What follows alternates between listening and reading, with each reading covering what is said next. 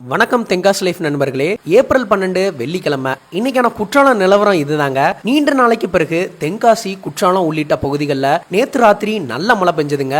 குறிப்பா தென்காசியில மட்டும் நேற்று 20 மில்லிமீட்டர் மழை பெஞ்சிருக்கு. இந்த மழையால வறண்டு கிடந்த குற்றால அருவிகள் எல்லாம் புத்துயிர் பெற்றிருக்குங்க. நேற்று வரைக்கும் ஒரு சொட்டு தண்ணீர் கூட இல்லாத குற்றாலம் மெயின் ஃபால்ஸ்ல இன்னைக்கு பரவலா தண்ணீர் விழ தொடங்கியிருக்கு. இன்னைக்கு கிளைமேட் பாத்தீங்கன்னா வெயிலும் அவ்வளவா இல்லைங்க. விட்டு விட்டு சாரல் மழை பெஞ்சுக்கிட்டு இருக்கு. இத்தனை நாளா நம்மள வாட்டி விதைச்ச வெயிலுக்கு இன்னைக்கு கொஞ்சம் ஓய்வு கிடைச்ச மாதிரி இருக்குங்க.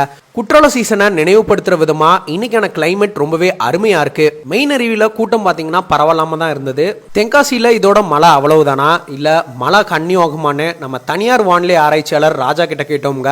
அதுக்கு அவர் என்ன சொன்னார்னா, ஈரப்பதம் மிக்க கிழக்கு திசை காற்று காரணமா இன்னைக்கும் தென்காசி மாவட்டத்துல பல்வேறு இடங்கள்ல நல்லாவே மழை பெய்யும்னு சொல்லி வயிற்றுல பால வாத்தாருங்க. சோ அடுத்த ஒரு சில நாள்களுக்கு குற்றால அருவிகள் களை கட்டும் என்கிறதுல சந்தேகம் இல்ல. சரிப்பா, இதை நம்பி குற்றாலம் வரலாமான்னு கேட்டா மழை தொடரும் என்கிறதால தாராளமா நீங்க வரலாங்க.